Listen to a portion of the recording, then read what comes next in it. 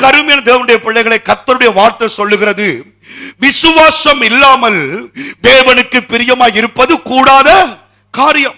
அப்ப ஆண்டவருக்கு ஒரு மனுஷன் பிரியமா இருக்க வேண்டும் என்றால், ஆண்டவருக்கு ஒரு மனுஷன் ஏற்றவனா இருக்க வேண்டும் என்றால், முதலாவது கர்த்தர் அவன்கிட்ட எதிர்பார்க்கிறது விசுவாசம். அல்லேலூயா. வேதம் சொல்லுகிறது, விசுவாசிக்கிறவனுக்கு எல்லாம் கூடும். விசுவாசிக்கிறவனுக்கு ஒரு சில காரியங்கள் என்று சொல்லவில்லை, விசுவாசிக்கிறவனுக்கு எல்லாம் கூடும் என்று கர்த்தர் சொல்லுகிறார். அல்லேலூயா. ஆகவே தேவன் எங்களுடைய விசுவாசத்தினுடைய காரியங்களை இந்த கடைசி காலத்துல அதிகமாய் ஆண்டவர் எதிர்பார்க்கிறார். அல்லேலூயா. அதனால இயேசு கிறிஸ்து சொன்னார், மனுஷகுமாரன் வரும் பொழுது பூமியில என்னத்தை காண்பேனோ? விசுவாசத்தை. ஆண்டவருக்கு இருந்த ஒரே ஒரு கவலை, ஆண்டவருக்கு இருந்த ஒரே ஒரு ஏக்கம் என்ன தெரியுமா? நான் இந்த பூமிக்கு மறுபடியும் வரும் பொழுது விசுவாசம் இருக்குமா என்று எனக்கு தெரியாது என்று கர்த்தர் சொன்னார். அந்த அளவுக்கு இன்றைக்கு எங்களுடைய விசுவாசம் தான் போராட்டங்களுக்குள்ளே போய் கொண்டிருக்கிறது. அதனால இயேசு கிறிஸ்து பேதுருவை பார்த்து சொன்னார், பேதுருவே பேதுருவே, சாத்தான் சுளகில போட்டு உன்னை என்ன செய்ய போறான்? புடைக்க போகிறான். பேதுரு என்ன செய்ய போறான்? சுளகில போட்டு புடைக்க போகிறான். அப்பொழுது ஆண்டவர், நீ பாதுகாக்கப்பட வேண்டும், நீ சுகமாக வேண்டும் என்று ஜெபிக்கவில்லை. ஆண்டவர் சொல்லுகிறார், உன்னுடைய விசுவாசம் ஒழியாதபடிக்கு நான் உனக்காக ஜெபம் பண்ணுகிறேன். ஆமென். அப்படின்னா கர்த்தர் என்னத்தை எதிர்பார்க்கிறார்?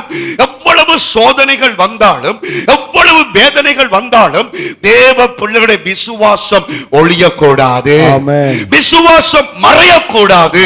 பாருங்க, ஆண்டவர் பேதுருக்கு சொன்னது போலவே பேதுருக்கு பாடுகள் வந்தது. ஒரு கட்டத்தில் அவன் என்ன செய்கிறான்? ஒரு பொம்பளை அவளை காட்டி கொடுக்கிறான். இவன் இயேசுன்ற ஆள், இவனை நீங்கள் தண்டனை கொடுக்க வேண்டும் என்று சொன்ன பொழுது அவன் என்ன செய்கிறான்? தப்புறதுக்காக ஆண்டவரை சபிக்கிறான், சத்தியம் பண்ணுகிறான், மறுதலிக்கிறான். ஒரு கட்டத்தில் என்ன நடக்கிறது? அவன் மனம் திரும்பி ஆண்டவற்ற அந்த விசுவாசத்துக்குள்ள வரும் பொழுது, ஆராய்ச்சிகள் சொல்லுகிறது, கடைசியாக அவன் மரிக்கிற நேரம் வந்த பொழுது ஆண்டவர் சீடனாகி இந்த பேதுருவை கொண்டு போய் அவங்க என்ன செய்தாங்க என்றால், இயேசுவை போல அவனையும் சிலுவையிலே அறைய தீர்ப்பு எழுதினார்களாம். அப்ப பேதுரு சொல்லுகிறான், நீங்கள் என்ற ஆண்டவர் சிலுவையில மரிச்சது போல என்னை நீங்கள் அறையக்கூடாது, என்னை நீங்கள் தலைகீழாய் அறையுங்கள், என் ஆண்டவருக்காக என் ஜீவனை ஒப்புக் கொடுக்க நான் ஆயத்தமாயிருக்கிறேன். ஆமென். தலைகீழாக அறையப்பட்டு மரித்தார் என்று ஆராய்ச்சிகள் சொல்லுகிறது. அப்படின்னா தேவன் என்னத்தை எதிர்பார்க்கிறார்? குளிர் காய்ச்சல் அடிச்சாலும் விசுவாசம் ஒழியக்கூடாது. ஆமென். 3 நாளாக சாப்பாடு இல்லாவிட்டாலும் விசுவாசம் ஒழியக்கூடாது. ஆமென். அன்னம் தண்ணி ஆகாரம் இல்லாமல் போனாலும் எனக்குள்ள இருக்கிற அந்த விசுவாசம் மறையக்கூடாது என்று கர்த்தர் விரும்புகிறார். ஆமென். அல்லேலூயா. அதனால இந்த விசுவாசத்தை குறித்து ஒரு சில காரியங்களை தேவ சமூகத்தில் பெற்றுக்கொண்ட காரியங்களை உங்களோடு கூட நான் பேச விரும்புகிறேன். இந்த விசுவாசம் உங்களுக்குள்ளே கொழுந்து விட்டு எரிய வேண்டும் என்று கர்த்தர் விரும்புகிறார். ஆமென். அந்த விசுவாசம் உள்ள ஜெபம் பிணியாளியை சுஸ்தமாக்கும், சுகப்படுத்தும். எந்த ஜெபம் சுகப்படுத்தும்? விசுவாசம் உள்ள ஜெபம். எவன் விசுவாசத்தோடு ஜெபிக்கிறானோ அவனுக்கு கிடைக்கும் என்று கர்த்தர் சொல்லுகிறார். ஆமென்.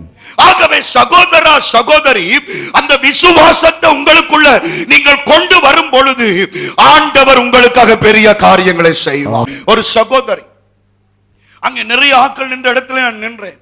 தன்னுடைய கை குழந்தையோடு நின்றார், கணவன் நின்றார், 3 பேருமாய் நின்றார்கள். நின்ற பொழுது அவர்கள் சொன்ன காரியம் என்னவென்று சொன்னால், பாஸ்டர், பல வருஷங்களாக எங்களுக்கு குழந்தை இல்லை, ஆனால் எங்களுடைய சபைக்கு நீங்கள் எதர்ச்சியாக ஆராதனைக்கு வந்தீர்கள், நீங்கள் பிரசங்கம் பண்ணும் பொழுது ஆண்டவர் எங்களுடைய மனசுல உங்களுடைய ஜெபிக்க வேண்டும் என்ற ஒரு விசுவாசத்தை கொடுத்தார். நாங்கள் ஜெபிச்சிட்டு போனோம். அந்த வருஷத்திலே, அந்த மாதத்திலே நான் கன்சீவாகி குழந்தை பிறக்கத்தக்கதாக கர்த்தர் உதவி செய்தார். அங்கே பாருங்கள், நான் குழந்தை வேண்டும் என்று அவர்களுக்கு ஜெபிக்கவில்லை. ஆண்டவரே, இந்த மலட்டு கற்பத்தை திறவும் என்று நான் பாரப்படவும் இல்லை. பல பேருக்கு நான் இந்த ஆராதனையில ஜெபிச்சாலும் வீட்டில் போய் ஜெபிப்பதுண்டு, அப்படியெல்லாம் ஜெபிக்கவில்லை. ஆனால் என்ன அவளுக்கு ஆசீர்வாதத்தை கொடுத்தது? விசுவாசம். ஆமென். அல்லேலூயா.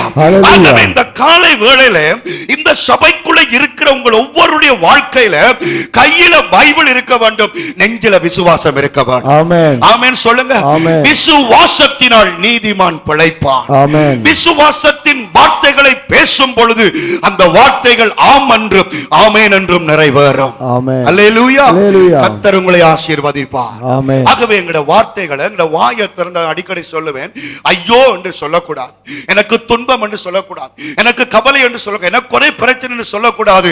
நீங்க சொல்ல வேணும், எனக்கு துன்பம் தான், ஆனா இயேசு என்னோடு கூட இருக்கிறார். ஆமென். எனக்கு நிறைய கவலைகள் இருக்குதான், ஆனா இயேசு என்னை கைவிட மாட்டார். ஆமென். அந்த விசுவாசத்தின் வார்த்தைகளை கர்த்தர் கனப்படுத்துகிற தேவன். ஆமென். ஆமென் சொல்லுங்க. ஆமென். நேற்றைய தினத்துல ஜெயிலுக்குள்ள 1 வருஷம் இருந்த ஒரு சகோதரனோடு நான் கதைத்தேன். 1 வருஷமாய் ஜெயிலுக்குள்ள இருந்த காரணம் என்னன்னு சொன்ன பொழுது அவர் ஒரு வார்த்தை சொன்னார். என்னன்னு சொன்னால், தன்னை ஜெயில் கூண்டில ஏத்திட்டாங்க. அப்ப அந்த கூண்டில ஏத்திட்டு நீதவான் சத்தியபரமானம் எல்லாம் கேட்டுட்டு, நான் உன்னிட்ட கேள்வி கேட்கும் பொழுது நீ சரியான பதில் சொல்ல வேணும்னு சொல்லிட்டு அவங்க கேட்டாங்களாம், நீ குற்றவாளியா சுற்றவாளியா? குற்றவாளியா சுற்றவாளியா? கூனா சூனா 2 தான் எழுத்து. குற்றவாளியா சுற்றவாளியா? இந்தாலும் அந்த ஜெயில் கூண்டிருந்த பதட்டத்துல சுற்றவாளி என்று சொல்றதுக்கு பதிலா என்ன சொல்லிட்டது? குற்றவாளி. குற்றவாளி. அந்த தவறு அவர் செய்யல, ஆனால் வாய் தடுமாறி குற்றவாளி என்றுட்டான். எழுதியாச்சு. எழுதும் பொழுதுதான் அங்க இருந்த சொன்ன, நீங்க ஏன் மாறி சொல்லிட்டீங்க பொழுது அவர் திருப்ப நீதிபதியை பார்த்து சொன்னார், சாமி நான் பதட்டத்துல மாறி சொல்லிட்டேன், நான் சுற்றவாளி. அப்ப சாமி சொன்னாரா, எழுதினது தான், போ ஜெயிலுக்கு.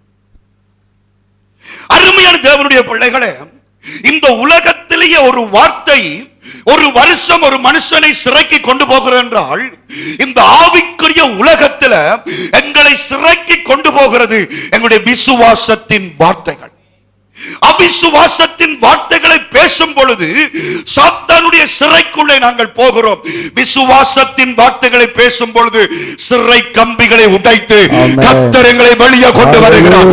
கையை தட்டி கர்த்தருக்கு நன்றி செலுத்திக் கொள்ளுங்கள். அல்லேலூயா. ஆகையினால்தான் ஆண்டவர் விரும்புகிறார், உன் விசுவாசம் ஒளிந்து போகக்கூடாது. நீ விசுவாசத்தை இழக்க கூடாது. என் நாமத்தினாலே என்ன உபத்திரவம் வந்தாலும் அந்த விசுவாசத்தை விட்டு விடாது என்று கர்த்தர் சொல்றார். ஆமென்.